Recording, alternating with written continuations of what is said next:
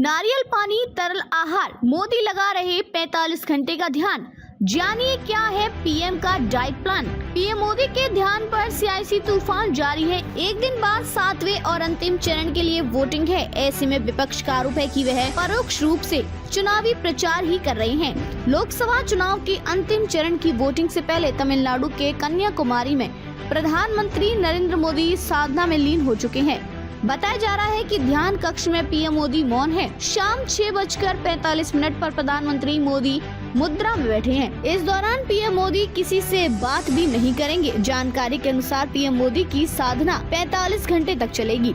इस 45 घंटे के कठोर ध्यान में ना तो वे अन्न ग्रहण करेंगे, ना ही किसी से बात करेंगे।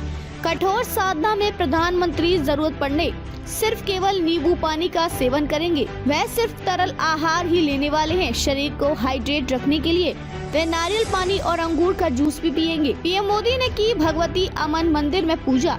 दरअसल गुरुवार की शाम को चुनाव प्रचार थमने के बाद पीएम मोदी कन्याकुमारी पहुंचे। सबसे पहले प्रधानमंत्री ने भगवती अमन मंदिर में पूजा अर्चना की। धोती और सफेद शॉल ओढ़े पीएम मोदी ने मंदिर के गर्भगृह की परिक्रमा की। पुजारियों ने एक विशेष आरती की और उन्हें प्रसाद दिया।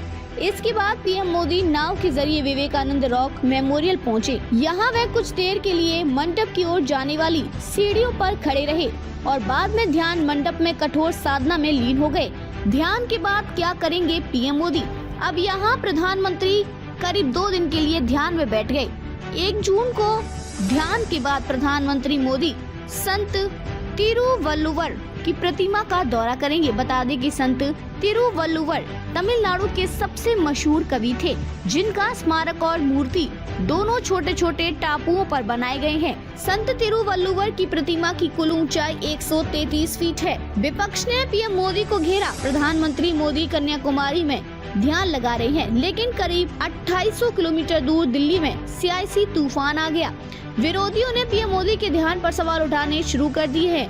कांग्रेस के राष्ट्रीय अध्यक्ष मल्लिकार्जुन खड़गे ने कहा, सुना है कि वो अब दूर कहीं चले गए हैं। परिणाम आने से पहले तपस्या के लिए दूर चले गए। जब आखिरी में परिणाम नहीं आएगा तब कह पाएंगे कि हमारी तपस्या में कुछ कमी रह गई थी। 4 जून को मंगल है, मंगल ही हो जाएगा उस दिन।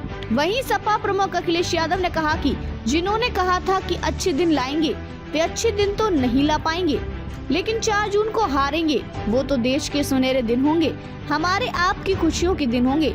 बीजेपी का विपक्ष पर पलटवार। ध्यान साधना पर छिड़े सियासी संग्राम में बीजेपी ने विपक्ष पर पलटवार किया है। बीजेपी ने सवाल उठाया कि अगर साधना में लीन है मोदी तो विरोधी क्यों परेशान है। इस बीच प्रधानमंत्री मोदी के दौरे को लेकर सुरक्षा बढ़ा दी गई है।